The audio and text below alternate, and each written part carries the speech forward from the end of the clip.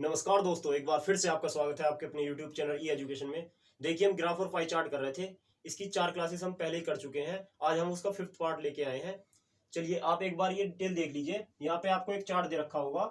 इसमें क्या दे रखा है, देखिए ये चार्ट हमने पैक के ही एक प्रैक्टिस सेट से लिया है। इसमें क्या दे रखा है, एक लेखा चित्र में कंपनी द्वारा आय तथा व्यय को प्रदर्शित किया गया है। इस लेखा चित्र का अध्ययन करके प्रश्नों के उत्तर दीजिए। इसमें क्या दे रखा है, कंपनी की डिटेल दे रखी है, उसका कितनी इनकम है और कितना एक्सपेंडिचर है, उसका आय कितना है और उसका खर्च कितना है। तो मान लीजिए हम 2000 की ही देखते हैं। सन 2000 में कंपनी का आय कितनी थी और उसका एक्सपेंडिचर कितना था, वो ही उसे ही देखते हैं पहले। तो इसमें ये सन 2000 की डिटेल दे रखी है। तो इसमें जो प्लेन वाला है उसमें क्या है, ये दे रखा है, ये कॉलम दे रखा है आपका आय का। जो प्लेन कॉलम है वो किसका है, आय का। आय मींस इनकम, कि कंपनी की सन 2000 में कितनी इनकम थी।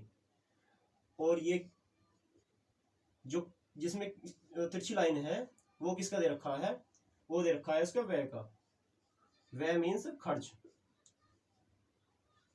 व्यय किसे बोलते हैं, खर्च। इंग्लिश में इसे बोलते हैं एक्सपेंडिचर। क्या, एक्सपेंडिचर।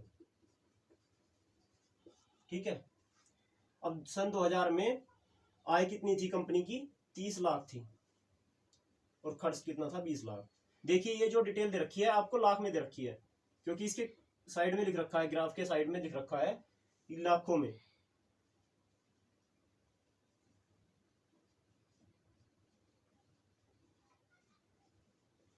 तो इसका मतलब क्या हो गया, जो भी ये डिटेल दे रखी है 20 या 30, ये तो लाख में है, 20 लाख या 30 लाख। तो ये चीज आपको समझ में आ गई होगी कि आपको डिटेल कैसे चेक करनी है। ये क्या है, इसका व्यय, जो तिरछी लाइन से शो कर रखा है। तो ये क्या है, इसका व्यय या खर्च। ठीक है। तो आप ये देख लीजिए, आपको ग्राफ देखना कैसे है। चलिए अब आते हैं ऑप्शन पे।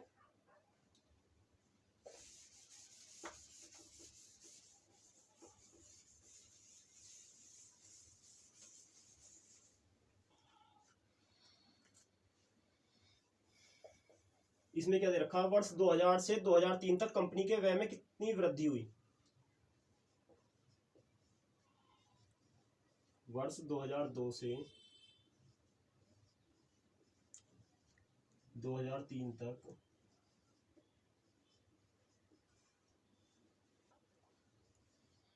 कंपनी के व्यय में कितनी वृद्धि हुई। कंपनी के व्यय में कितनी वृद्धि हुई।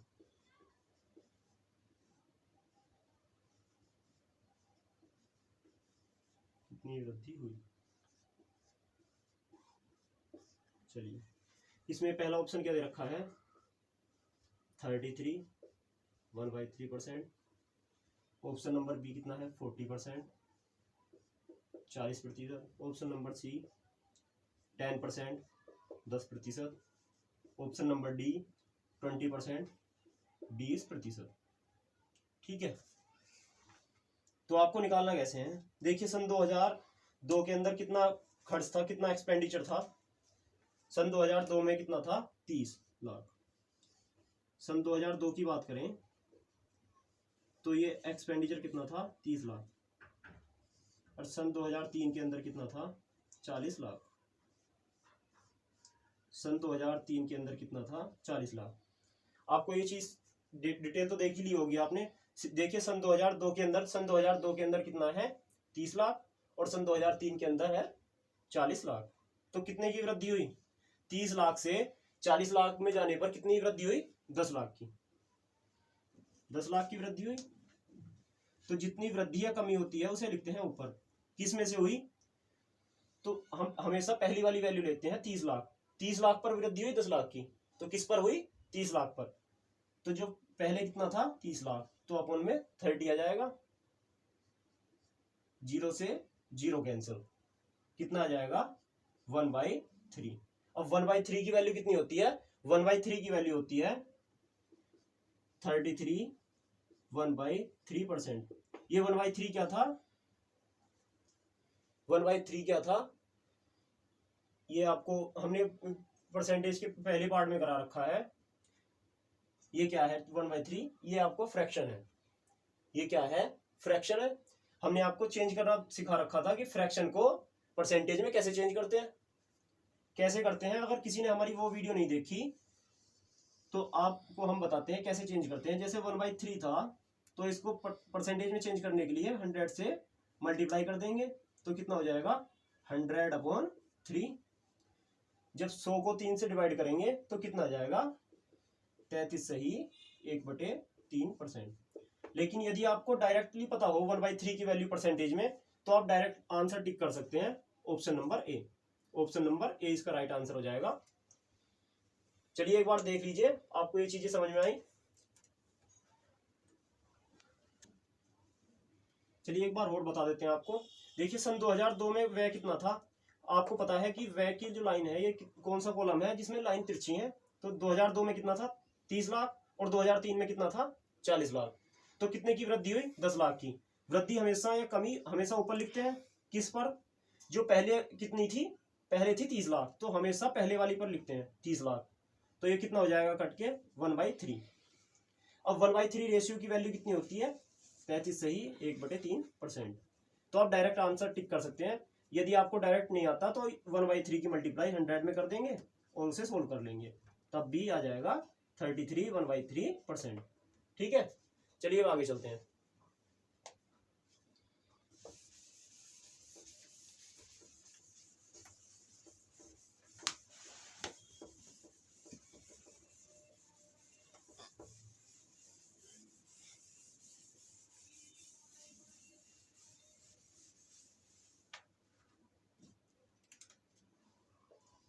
देखिए 87 में क्या पूछ रहा है, वर्ष 2002 में कंपनी की आय उसके किस वर्ष के व्यय के बराबर है। वर्ष 2002 में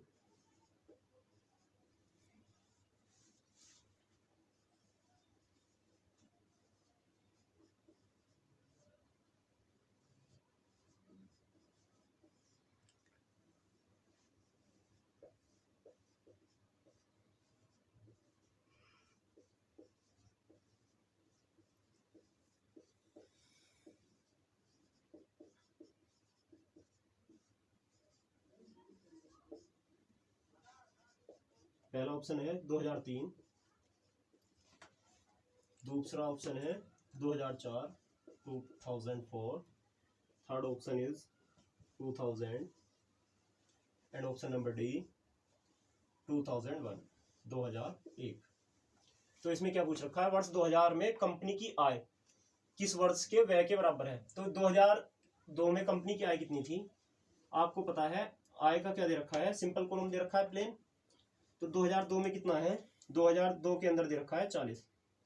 देखिए 2002 में कितना है इसकी वैल्यू दे रखी है 40। तो 2002 के अंदर कितना हो जाएगा 40 लाख। तो किस ईयर के अंदर जो व्यय है एक्सपेंडिचर है वो कितना दे रखा है 40 लाख और किस वर्ष में दे रखा है। तो आपको देखना है कि एक्सपेंडिचर वाला आपको पता है जिसमें लाइन तिरछी है वो वाला देखना है, उसकी वैल्यू 40 लाख किस वर्ष में है। तो किस वर्ष में है 40 लाख है 2003 के अंदर, 2003 के अंदर।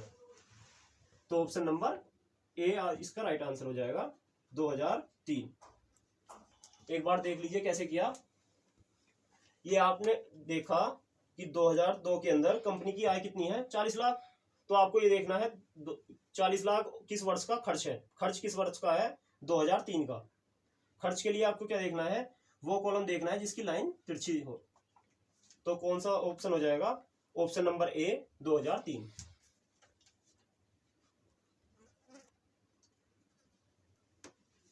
चलिए ये भी समझ में आ गया होगा आपको।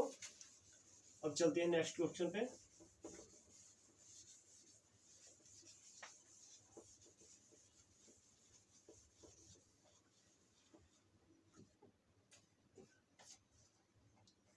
एटी एट में क्या दे रखा है कंपनी का लाभ सर्वाधिक किस वर्ष में रहा।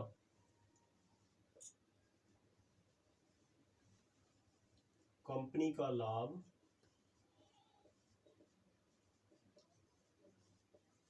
सर्वाधिक किस वर्ष में रहा।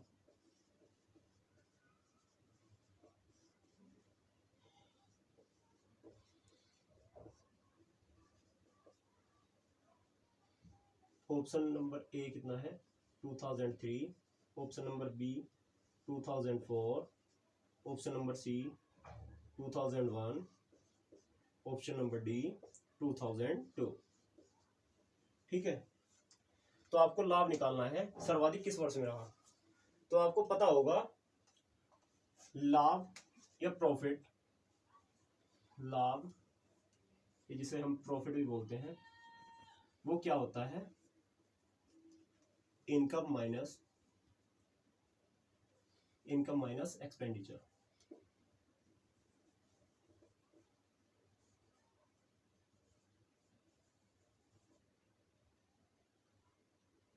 इधर लिखते हैं, इधर आपको दिखाई नहीं दे रहा होगा, इनकम माइनस एक्सपेंडिचर।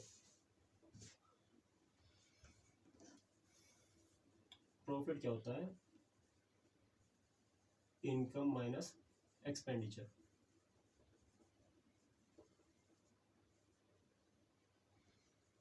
लाभ क्या होता है, आपकी आय माइनस व्यय, ये जिसे आप खर्च भी बोल सकते हैं। तो यदि हम आपसे पूछें कि लाभ आपको निकालना है तो लाभ आप कैसे निकालेंगे, किसी व्यक्ति की आय में से उसका खर्च हटा देंगे। मान लीजिए एक व्यक्ति की आय है 1,00,000 रुपए और उसका खर्च है 40,000 रुपए, तो आप उसका लाभ या उसका प्रॉफिट बता देंगे। तो प्रॉफिट क्या हो जाएगा, उसकी आय में से उसका खर्च घटा के, तो उसकी आय है 1,00,000, उसमें से 40,000 खर्च घटा देंगे तो उसका प्रॉफिट कितना हो जाएगा 60,000। तो आप डायरेक्टली भी इसका प्रॉफिट निकाल सकते हैं। वैसे प्रॉफिट का फॉर्मूला ये होता है इनकम माइनस एक्सपेंडिचर। तो आपको देखिए 2003 का निकालना है, तो 2003 का कैसे निकालेंगे, 2003 का पहले इनकम देखेंगे, इसकी आय कितनी थी 2003 में, उसमें से उसका एक्सपेंडिचर घटा देंगे, उसका खर्च घटा देंगे, उसका खर्च घटा देंगे 2003 का। तो 2003 के अंदर आय कितनी थी, ये थी 40 लाख, और इसका 2003 में आय थी 60 लाख, 2003 में आय कितनी थी 60 लाख, उसका खर्च कितना था 40 लाख, बच कितना, तो प्रॉफिट कितना हो गया 20 लाख, प्रॉफिट कितना हो गया 20 लाख। इसी प्रकार 2004 में कितना था, 2004 में था इनकम 60 लाख और 35 लाख था इसका एक्सपेंडिचर खर्च, तो बचत कितनी हो गई 25 लाख। इसी तरह से 2001 के अंदर, 2001 में कितना था, इनकम तो थी आपकी 50 लाख, उसमें से खर्च घटा देंगे, 2001 में खर्च कितना था 30 लाख, तो बचत कितनी हो गई 20 लाख। 2002 में इनकम कितनी थी आपकी 40 लाख, खर्च था आपका 30 लाख, तो बचत हो गई 10 लाख की, प्रॉफिट कितना हो गया 10 लाख। तो आप देखिए सबसे ज्यादा प्रॉफिट कौन से ईयर में था, सबसे ज्यादा प्रॉफिट किस में है 25 लाख, ये किस ईयर में है 2004। 2003 में कितना प्रॉफिट है 20 लाख, 2001 के अंदर है 20 लाख, और 2002 में कितना है 10 लाख। तो आपको प्रॉफिट निकालने के लिए क्या करना है, उसकी आय में से उसका खर्च घटा देना है, तो उसको आप लाभ निकाल पाएंगे। तो सबसे अधिक लाभ किस वर्ष में है, सबसे अधिक लाभ है सन 2004 में, तो इसका option number B right answer हो जाएगा। चलिए चलते हैं आगे।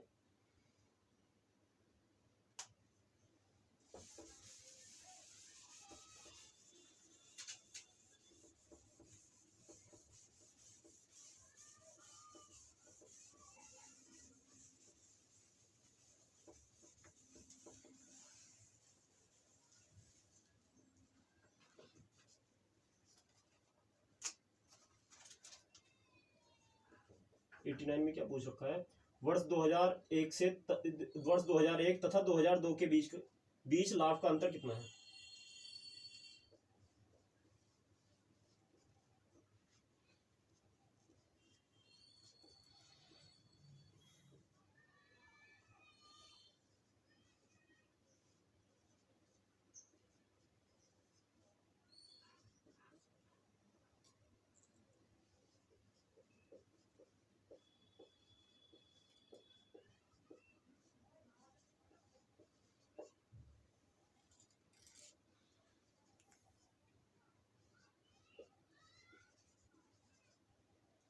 ऑप्शन ए है 25 lakh, option number B 0 means 0,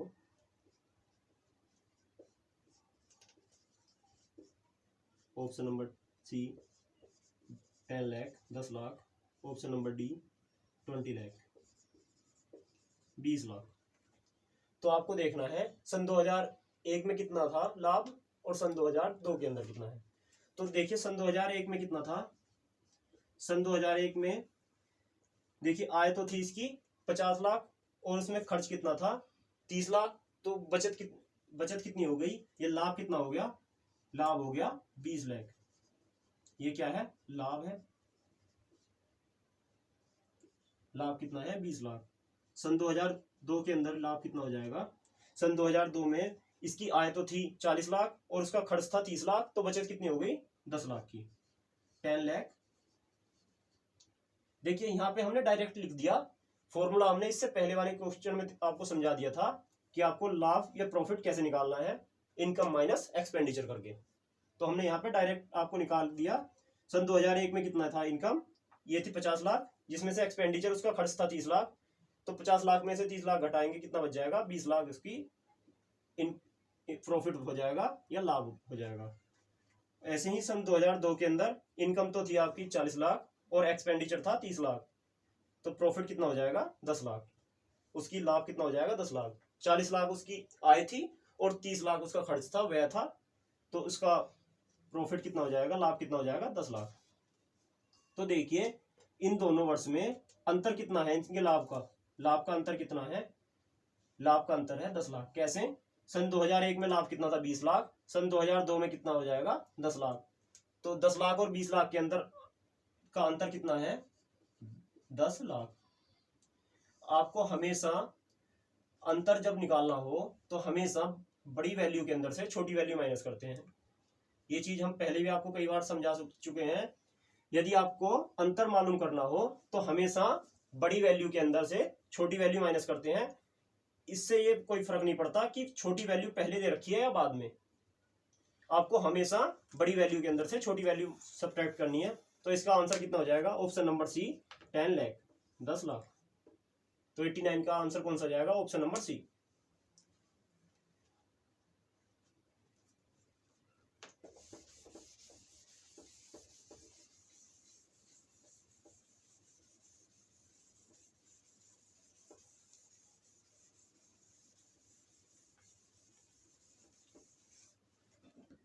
अब नेक्स्ट में क्या पूछ रखा है, वे संख्याएं कितनी है जिसमें कंपनी की आय उसकी औसत आय से अधिक रही।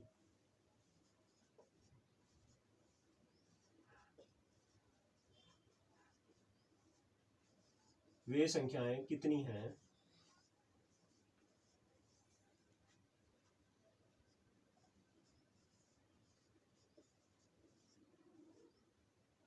जिसमें कंपनी की आय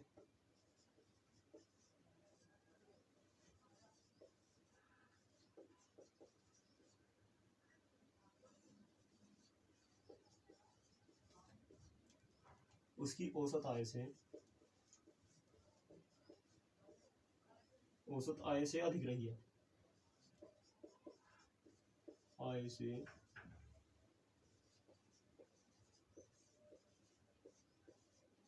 अधिक रही है। ठीक है, तो इसमें ऑप्शन क्या है, पहला ऑप्शन है 3,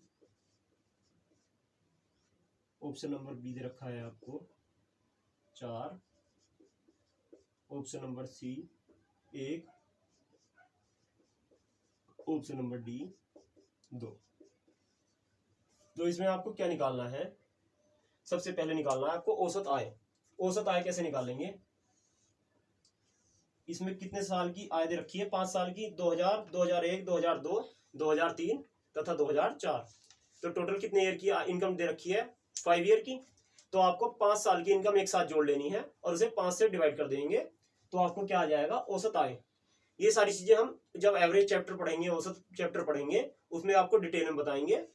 तो आपको औसत कैसे निकालना है, इसका टोटल कर लेंगे, चारों साल के अंदर कितना इसकी आय है, 5 साल के अंदर, सॉरी 5 साल में टोटल कितनी आय है, और उसे 5 से डिवाइड कर देंगे, तो आपको क्या आ जाएगा, औसत आय आ जाएगी। तो औसत आय कैसे आएगी आपकी? औसत आय देखिए पहले ईयर की कितनी इनकम थी? 30 लाख। दूसरे ईयर की 2001 की कितनी हो जाएगी? 50 लाख। और फिर आगे 40 लाख, 60 लाख और 60 लाख। किससे डिवाइड करना है?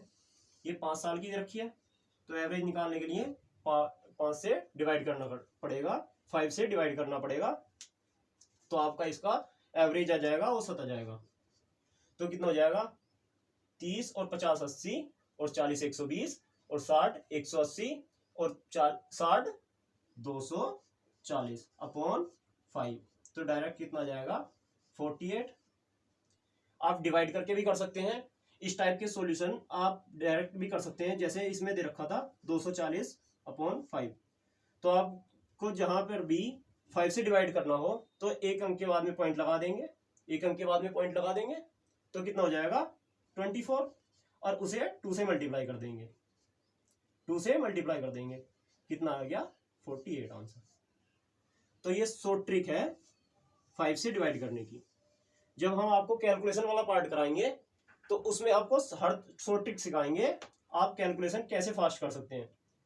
आप वैसे डायरेक्ट भी सोल्व कर सकते हैं, तब भी इतना ही आएगा 48। देखिए 5 से जब हम 240 को डिवाइड करेंगे, 5 चौक 20, 4 आ गया 0, 5 अट्ठे 40, 5 8 जा 40, तब भी 48 आ गया।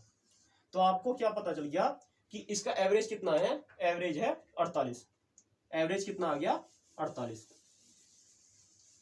तो औसत आय कितनी आ गई? 48। तो देखिए अब 48 से अधिक कितनों का है वर्ष की?